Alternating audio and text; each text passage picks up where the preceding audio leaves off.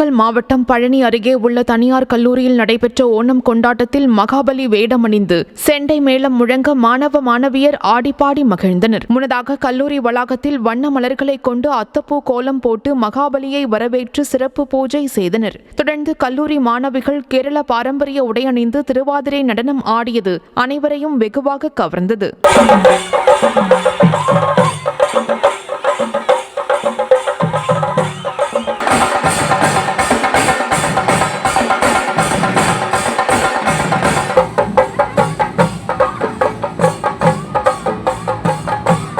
இன்னைக்கு Subramanya college of arts and science பழனியில Onam celebration நடந்துட்டு இருக்கு.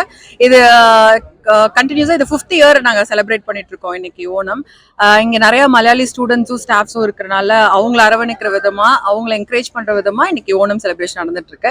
இங்க நாங்க ஸ்டார்டிங் வித் காலையில 4 மணிக்கே பூக்கோலம் போட்டாங்க ஸ்டூடெண்ட்ஸ். அதுக்கப்புறம் திருவாதிரை டான்ஸ் நடந்துச்சுங்க. அதுக்கப்புறம் இன்னைக்கு ஓணம் சத்யா இருக்கு. ஃபாலோட் பை நிறைய சிலம்பம், டான்ஸ், கல்ச்சுரல்ஸ் அந்த மாதிரி நிறைய ப்ரோக்ராம்ஸ் இன்னைக்கு ஈவினிங் வரைக்கும் நடந்துட்டு இருக்கு. எல்லாருக்கும் வணக்கம். இன்னைக்கு எங்க காலேஜ்ல ஓணம் செலிப்ரேஷன் நடந்துட்டு இருக்கு. சின்ன வயசுல இருந்து ஸ்கூல்ல பார்த்த மாதிரியே இங்கே ஆக்சுவலி இந்த மாதிரி கல்ச்சர்ஸ்லாம் இங்க நடந்துச்சு.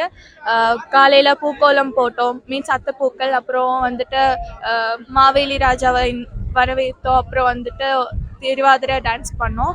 இதெல்லாம் பண்ணி முடிச்சதுக்கு, இதெல்லாம் எங்களுக்கு பண்ணி கொடுத்ததுக்கு எங்க காலேஜ் சிஓ மேம்க்கு ரொம்ப தேங்க்ஸ். ഇവിടെ പളനിയിൽ Subramanya college of arts and സയൻസിൽ ഞങ്ങൾ അസിസ്റ്റന്റ് പ്രൊഫസറായിട്ട് വർക്ക് ചെയ്യാണ്. ഞങ്ങളുടെ സ്റ്റാഫാണ്. നമ്മളിവിടെ നിറയെ മലയാളി സ്റ്റുഡൻസ് ഉണ്ട്, നിറയെ മലയാളി ടീച്ചേഴ്സ് ഉണ്ട്.